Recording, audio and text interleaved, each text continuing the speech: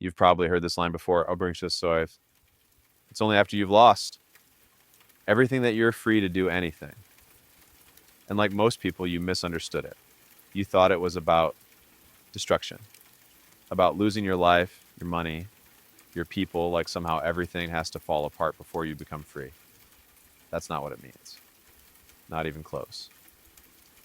The truth is a lot more uncomfortable than that. When I said lose everything, I wasn't talking about things disappearing from your life. I was talking about you detaching from them. Because right now, you're not actually living freely. You're constantly holding on to people, to expectations, to outcomes, to versions of life that exist only in your head. And that's exactly what's controlling you. Think about it. You meet someone, maybe a friend, someone who genuinely makes your life better. You laugh with them, you trust them, you build memories, and slowly, without even realizing it, you start expecting them to stay. You start believing they'll always be there, that they won't change, that they won't leave. And then one day, they do. No warning, no explanation. They're just gone. And it breaks you. Not because they left, but because you were never prepared for the possibility that they could. That's attachment. You don't suffer because something ended.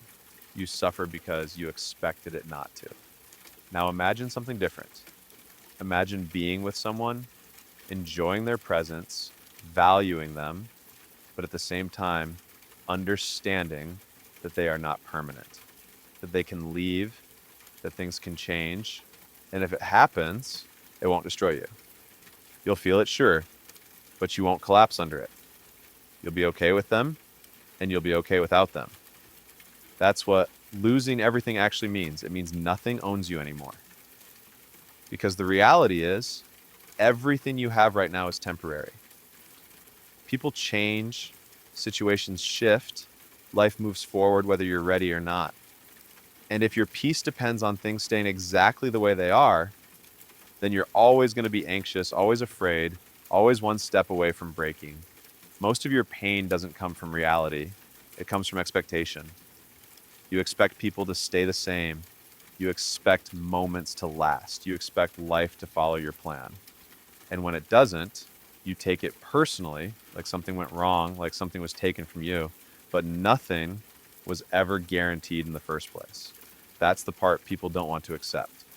So they hold on tighter, they try to control more, they build their entire emotional stability on things they don't even control, and then they wonder why they feel so fragile.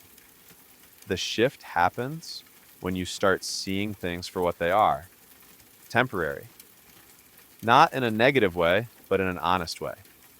This moment you're in right now, it will pass. The people around you, they might not always be there.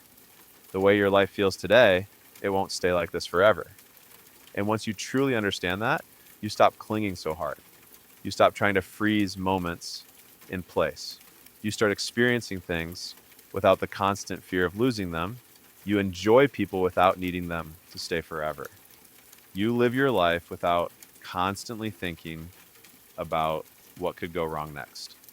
You stop building expectations that reality was never meant to fulfill. That's where freedom starts. It doesn't mean you won't feel pain. You will. You're still human. Things will still hurt. People will still leave. Situations will still change. But it won't destroy you the way it used to, because you're no longer attached to the idea that things were supposed to stay the same. And when it does hurt, there's one thing you'll understand that most people don't. This will pass too. Not as a motivational quote, not as something to make you feel better, but as a simple fact. No feeling lasts forever. No pain stays permanent. No moment is final. Everything moves. Everything changes, whether you like it or not. So instead of resisting it, instead of fighting it, you let it happen. You let things come and you let things go. Because the moment you stop trying to control everything, you stop being controlled by everything, and that's when you finally understand what that line really meant. You don't become free when you lose everything. You become free when nothing has the power to control you anymore.